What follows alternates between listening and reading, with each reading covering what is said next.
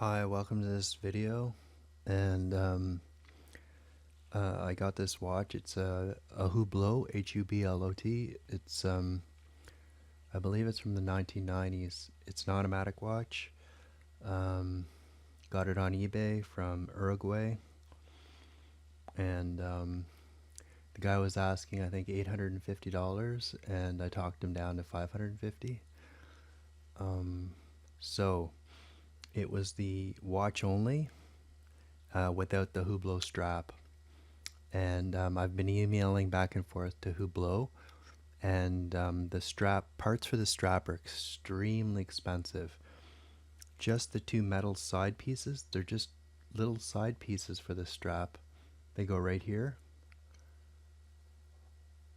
Sorry, I'll get that in the camera. Okay, yeah, there's these little side pieces that go right here, and you can get them in stainless steel. They go right here.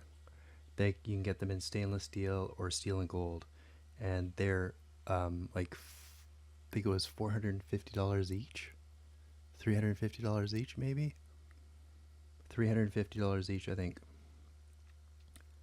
just for the two little side pieces. They're just little pieces of metal that go in each side. $250 each, and $350 each. $350 for the gold and steel, $250 for the stainless steel. My watch is a Hublot. It's 32 or 36 millimeter. This is just the case for it, obviously. And I've been polishing it because it was really bashed up and scratched up. So there's the case. Here's the crown right here. So this watch has a ETA. That is basically it's an ETA watch.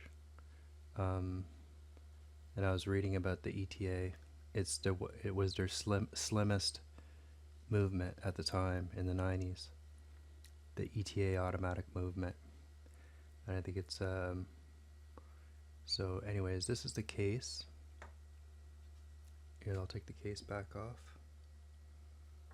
There's the case.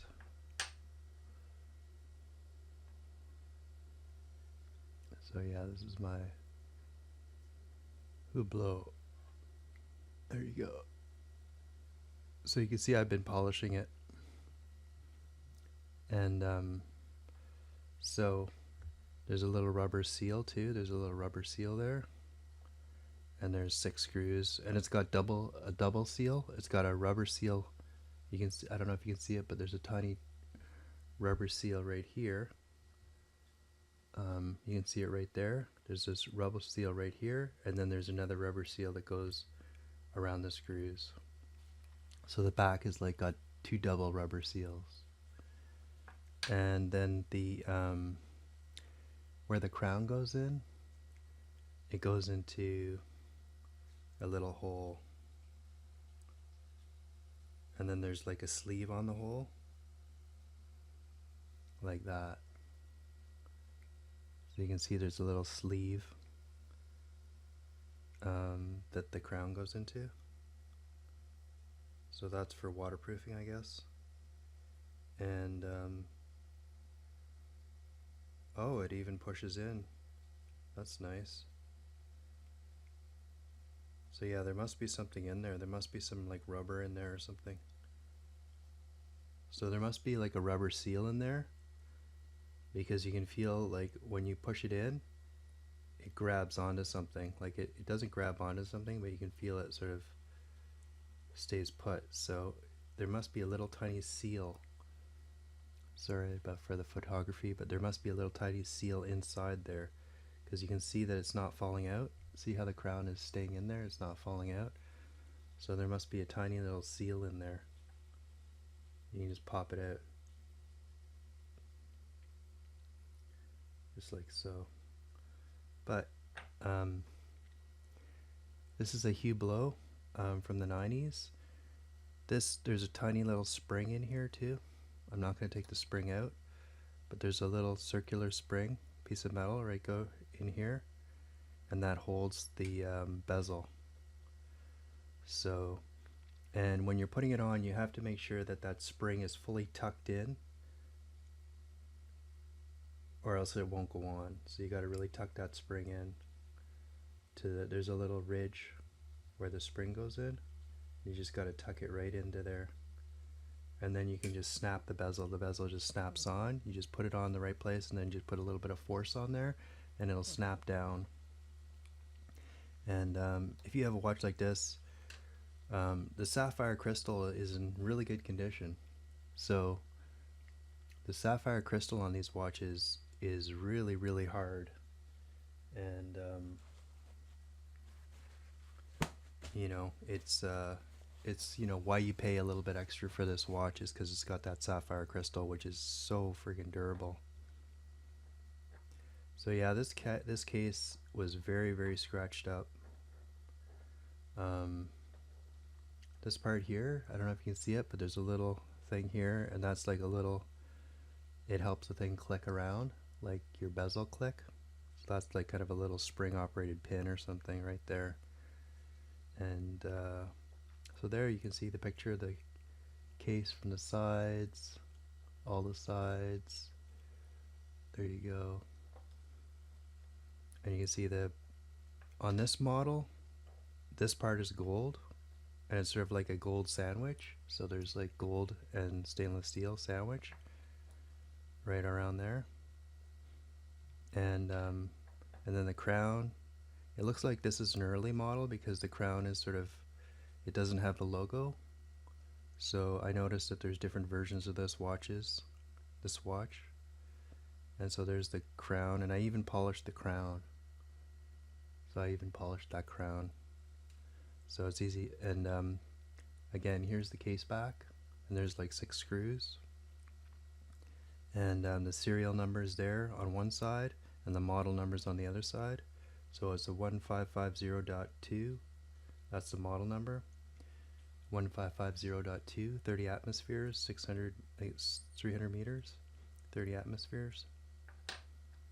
So anyways, there's the Hublot case. There's the back side of it with the sapphire crystal installed. Now the movement, I just put it in an envelope while I was doing all this polishing, just to keep it safe. I put the movement in an envelope, a brand new envelope. So I'm going to talk about polishing. So I decided to buy Luxor polish, and there's 3 different types. So I'll show you the Luxor polish now. So here, there's 3 types of Luxor polish. There's the red, yellow, sorry, I'm trying to move everything around, and the green Luxor polish. Let's get it all in the camera. There it is, 3 different types of polish, and they're made by Luxor. And there's the yellow is, they call it a final polish, I guess. It's called a super finish, 0.01 micron super finish. And the red is a 6.5 micron finish, and the green is a 3 micron. So I decided to get all 3 because I wasn't sure which one I would use or to get the nice polish on the watch. So anyways, there's the Luxor polish. It's a jeweler's polish. So it is 6.5 micron, the red. That's good for stainless steel. So these 2 are kind of useless for stainless steel. The green and the yellow are not that great for stainless steel. The red, on the other hand, will take out the scratches on the stainless steel, which is good to know. So if you have a stainless steel watch, I would only even buy just the red. Okay? So the yellow and the green are good for gold because gold is softer.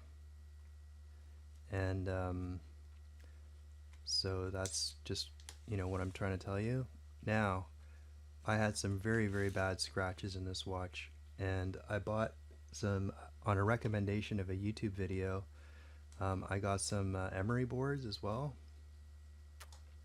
and I think these emery boards, I think the finest one on here is probably this one. I think is 350 right here, 350 on the purple. These are coarser. This is a nice little thing right here. It's got, I think it probably goes down to 800 on the very finest, or even 1,000 on the finest. So the shine nail, that's probably like 1,000. And then these are good. So the reason I got these emery boards, is because they're good for taking out scratches. You know, because you're gonna have some, like, depending on your watch, you're gonna have some actual bashes, not just scratches, but actual bashes of the watch. And so these are very good. Use these very carefully to get out the major scratches and major bashes in the watch. So I'm going to try to show you where the major bashes were on this case.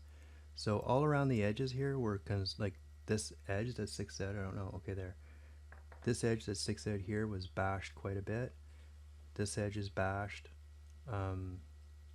So those were like the ugliest things. And then of course around the edges there was little bashes around the edges. Same with this one. So yeah, sorry. So yeah, this was bashed, this was bashed. Little bashes around the edges, bashed here, little red badges around the edges. And so I've been polishing this quite a bit. It's nice when you have it apart because I was able to really clean up the edges of that, the back, like the edges of the back. And you don't want to polish the back because it's got the serial numbers on it, so you got to be very careful not to polish the serial numbers off. So, and the gold was tricky itself too. The gold got quite bashed up. I'll try to hold it because I know that from different angles you can see the gold better. So like the gold got bashed up really, really badly. And so I've gone over it like so many times with the red, the green, and the yellow paste. So yeah, I did the gold, I did the edges, the edges, I went over the edges around.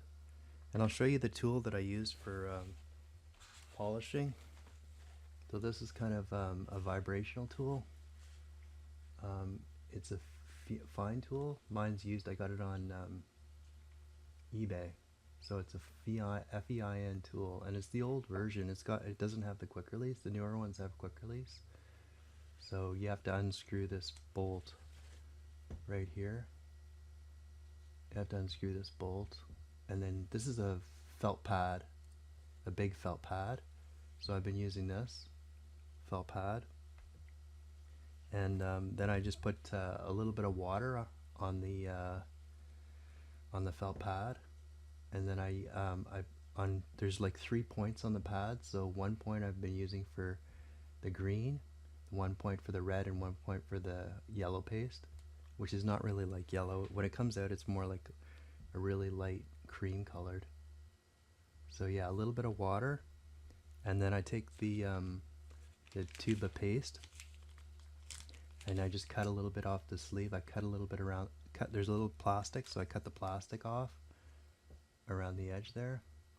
Sorry, I cut the plastic off around the edge, and then I just take my thing, and I just sort of like rub the paste all over that and wet it. I wet the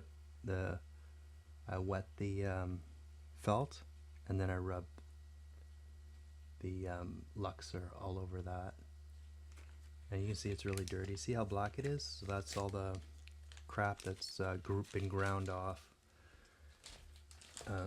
That's why that's all black like that, because it's been ground off the thing. So anyways, this thing just vibrates. So you just turn it on and it vibrates.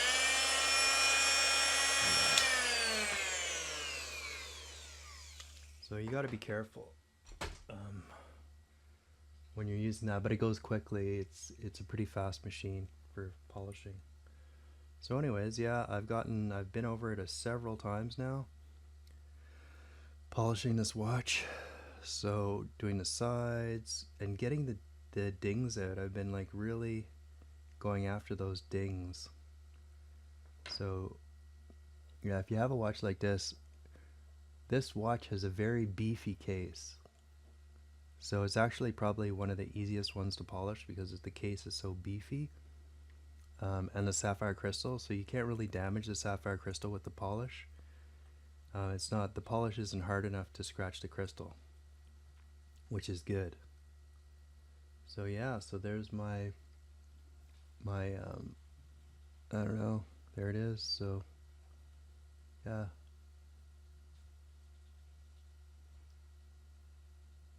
it's gonna look good. I think I'm pretty excited. It's gonna look good. So there it is. That goes on like so. You can see it. That's what with the case back on, and then the bezel goes on top of that. Oops, there's the bezel. It just snaps on. So that's what it should look like. And I'm gonna do more work on it too. So thanks for watching. That's my little video. Some of the other tools that I used I used this as well. It's a little brush, and that's good for cleaning the crap out of everything. And I also used I think it's a brass brush. It's a nice. These are handy to have for almost anything. These little brass bristle brushes, so they're good for cleaning stuff out of crevices. That like there's stuff that gets caught in the crevices. So they're really good. Those little brass brushes. And I also have a nice little pair of tweezers, which are always handy to have. And yeah, so this is my little watch adventure. Thanks for watching.